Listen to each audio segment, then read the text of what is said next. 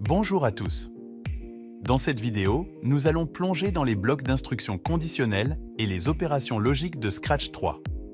Ces outils puissants nous permettent de créer des programmes qui prennent des décisions en fonction de certaines conditions. Dans un programme, on peut soit décider de faire exécuter des instructions les unes après les autres, comme l'exemple 1.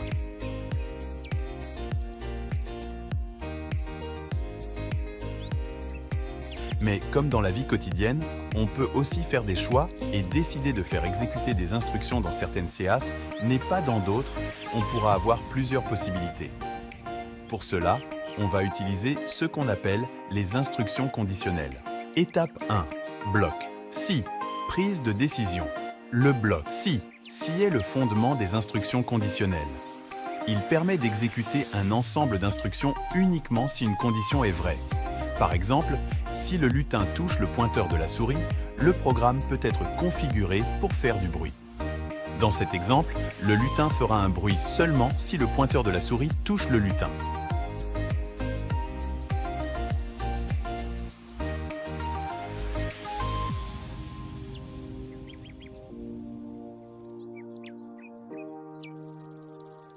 Utilisez le bloc si pour créer une condition. Utilisez le bloc touche la souris sous la catégorie capteur comme condition. À l'intérieur du bloc si, placez les blocs d'instructions que vous souhaitez exécuter si la condition est vraie. Par exemple, utilisez le bloc jouer le son sous la catégorie son pour faire du bruit.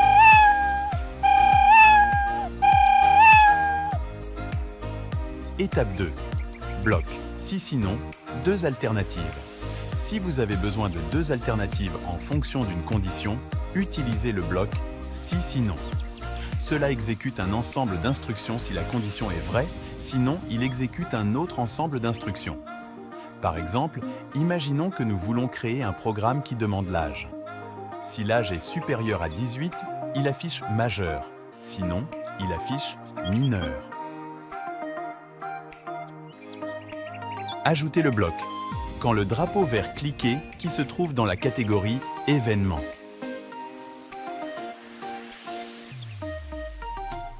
Utilisez le bloc demander question et attendre sous la catégorie capteur pour demander l'âge. Utilisez le bloc si pour créer une condition basée sur la réponse à la question.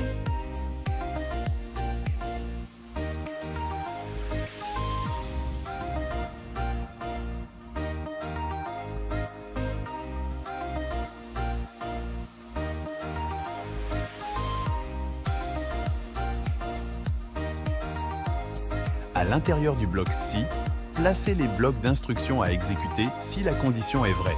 Par exemple, afficher majeur.